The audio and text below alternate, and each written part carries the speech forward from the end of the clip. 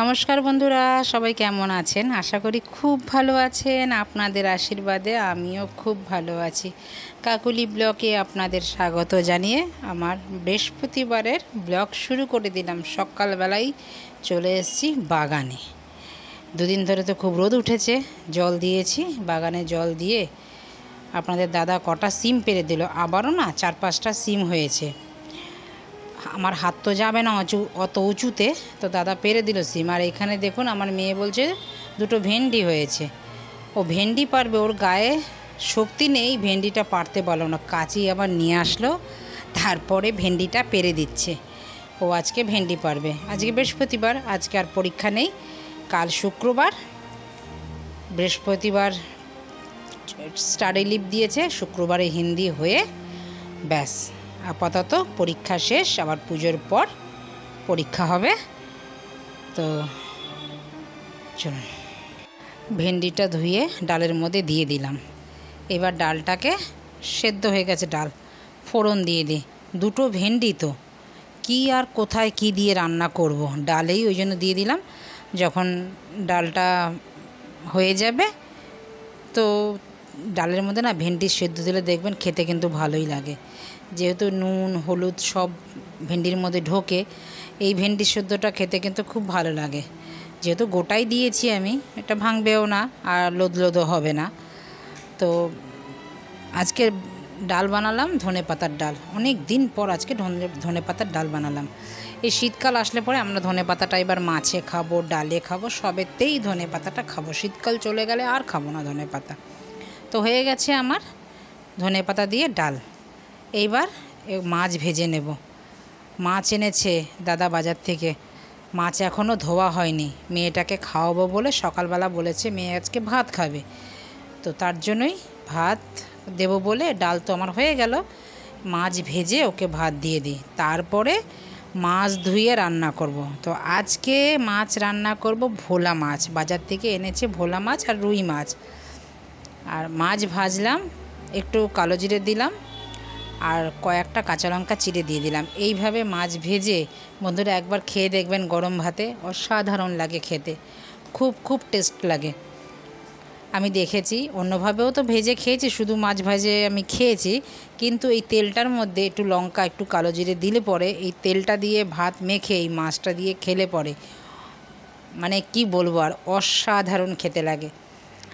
যদি কেউ খেয়ে থাকেন তবে এর স্বাদ বুঝবেন, যদি এখনও কেউ না খেয়ে থাকেন একবার বানিয়ে খাবেন। তো চলুন, মেয়েকে ভাত দিয়ে দিলাম, মেয়ে খেতে থাকুক। এবার আমি মাছগুলো ধুয়ে নিই। দুপুরে রান্না করব। দুপুরে আজকে রান্না করব, দেখলেন তো সিম পারলাম, তো সিম দিয়ে আজকে রান্না করব ভোলা মাছ।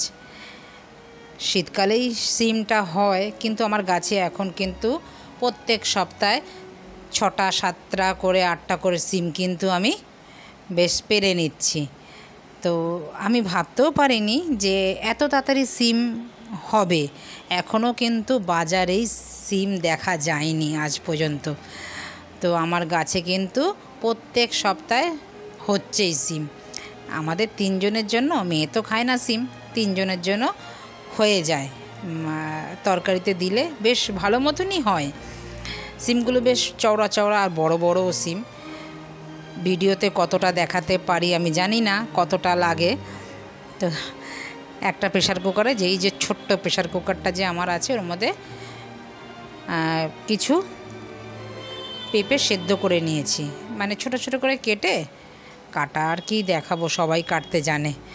তো কেটে সেদ্ধ করে নিয়েছি। এবার একটা মাছের মাথা দিয়ে, হাফ মাথা দিয়ে শুক্তো বানাচ্ছি। শুক্তোর মধ্যে আমি ফোড়ন দেই তেজপাতা, সর্ষে আর রাঁধুনি। আমরা বাঙালরা যে শুক্তো খাই, শুক্তোর মধ্যে আমরা মেন দেব হচ্ছে রাঁধুনি ফোড়ন, সর্ষে, আদা, তেজপাতা। অনেক সময় তেজপাতা দেই, অনেক সময় দেই না। আর এখন তো পাওয়া যায় না সেরকমভাবে, চোখেও পড়ে না বাজারে গেলে। বন্ধুরা আপনারা কে কে খেয়েছেন আমাকে জানাবেন তো। শুক্তো আমার মা দেখতাম রান্না করলে 5 মিশালি শুক্তো, যেমন অনেক রকমের। আমি তো শুধু এটা পেঁপে দিয়ে করলাম আর অনেক সবজি দিয়ে। শীতকালে বেশি এই শুক্তোটা আমরা খাই।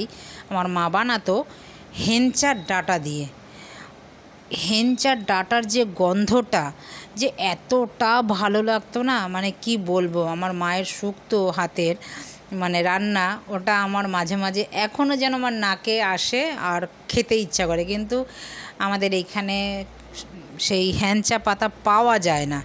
হেঞ্চা শাক যেটাকে বলে, ওর গন্ধটা কিন্তু অসাধারণ লাগে। অনেকে মাছের ঝোলে দিয়ে খায়, আমরাও খাই, কিন্তু এখানে পাওয়া যায় না।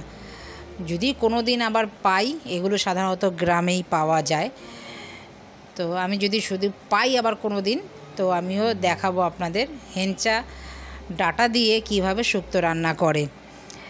তো আমার কিন্তু শুক্তো হয়ে গেছে। মাছের মাথাটা একটু ভেঙে দিলাম, শুধু পেঁপে দিয়ে আজকে করেছি। অনেক দিন পর আজকে শুক্তোও বানালাম। এবার চলুন মাছটা বানিয়ে নিই। আর জানি না কীরকম খেতে হবে, আরেকদিন খেয়েছিলাম বেশ সুন্দর। সিমগুলো না এতটাই নরম না, সিমগুলো একদম গলে যায়। তো আজকে বেশিক্ষণ সিমটাকে ফোটাবো না। তো মাছ আমি এখন ভেজে নিচ্ছি। ভোলা মাছের অনেকটাই ভোলা মাছ এনেছে, মাথা লেজা সব রেখে দিলাম, শুধু আজকে চাকাগুলো রান্না করব। আমাদের পরিমাণ মতন যতটুকু লাগবে। ভোলা মাছটা একটু বড়ই ছিল, ছোট ভোলা না, আর এটা পোয়া ভোলাও না, এটা মনে হয় মধু ভোলা, একটু বড় ভোলাটা। দিয়ে দিলাম ওই তেলেই কালো জিরে। মাছ ভাজা হয়ে গেছে, তুলে নিলাম। এইবার আলু আর সিম দিয়ে দিলাম, একটু দিয়ে একটু নাড়াচাড়া দিয়েই এবার দেব কাঁচা লঙ্কা পেস্ট আর পরিমাণ মতন হলুদ আর পরিমাণ মতন নুন স্বাদ অনুযায়ী দিয়ে এবার মশলাটাকে ভালো করে কষাবো। সামান্য একটু জল দেব, হলুদ দিয়েছি তো, তেলের মধ্যে হলুদ দিলে মশলা তেতো হয়ে যায়, তো একটু জল দিয়ে দিলাম। এইবার যতক্ষণ মশলাটা কষাবো, একদম কষিয়ে তেল না ছেড়ে আসে। তো মশলা থেকে তেল ছেড়ে এসছে, আমার কষানোও হয়ে গেছে। এবার গরম জল আমি দিয়ে দিলাম। মাইক্রো ওভেনে একটা কাপে ফুটিয়ে নিয়েছি জলটা। এবার জলটা দিয়ে দিলাম। এবার ঝোলের মধ্যে, ঝোল তো ফুটেই যায়, গরম জল দিলে সঙ্গে সঙ্গেই ফুটে যায় ঝোলটা। এবার দিয়ে দেব মাছগুলো দেওয়ার পরে এইবার ধনে পাতা দেব।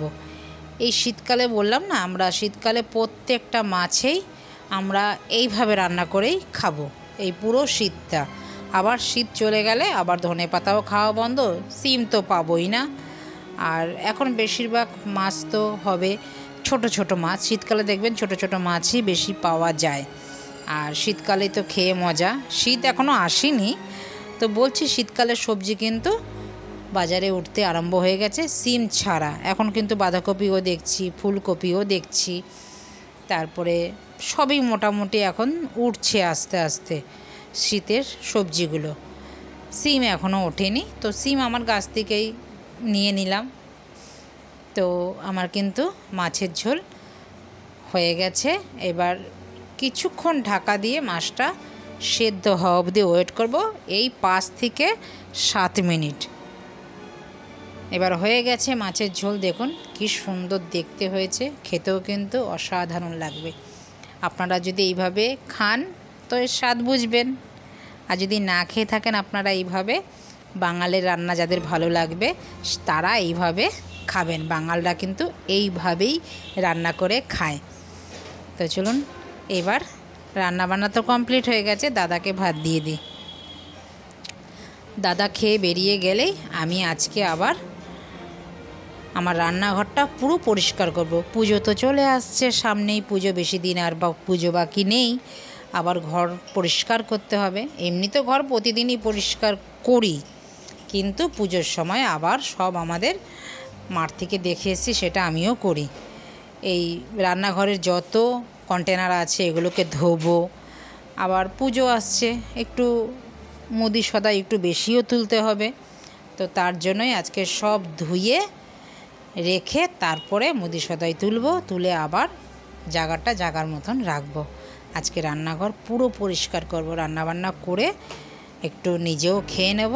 বললাম তো আজকে প্রথমেই মেয়েই আজকে পুজো দেবে। তো চলুন দাদা খেতে থাকুক, আমিও কাজে লেগে যাই। তো রান্নাঘর আমি পরিষ্কার করে নিয়েছি বন্ধুরা, দেখুন পুরো পরিষ্কার হয়ে গেছে। একটু রান্নাঘরের জিনিসগুলো একটু এদিক থেকে এদিক করেছি। মাঝে মাঝে এরকম করলে ভালোই লাগে। তো বন্ধুরা, ভিডিওটা আপনাদের কেমন লাগলো সেটা কিন্তু আমাকে জানাবেন। ভালো লাগলে লাইক কমেন্ট শেয়ার করবেন। আর আমার চ্যানেলে যারা নতুন আছেন সাবস্ক্রাইব করে রাখবেন তারা আমার চ্যানেলটিকে। তো দেখা হচ্ছে শিগগিরই নতুন একটি ব্লগে। তো ততক্ষণে সবাই ভালো থাকবেন, সুস্থ থাকবেন। আর ভিডিওটা কেমন লাগলো একবার লাইক কমেন্ট শেয়ার করে আমাকে জানাবেন। আর নোটিফিকেশান বেলটাও পাশে টিপে রাখবেন। আমি যখন এরকম ভিডিও আপলোড দেব সববার আগে আপনাদের নোটিফিকেশান পৌঁছে যাবে। আপনাদের মূল্যবান সময় অনুযায়ী আপনারা ভিডিওটা সঙ্গে সঙ্গে দেখে নিতে পারবেন, পরেও দেখে নিতে পারবেন। তো নমস্কার, দেখা হচ্ছে শিগগিরই নতুন একটি ব্লগে। আবারও বলছি সবাই ভালো থাকবেন, সুস্থ থাকবেন। আর ভিডিওটা কেমন লাগলো আমাকে কিন্তু লাইক কমেন্ট শেয়ার করে জানাবেন। নমস্কার, টাটা।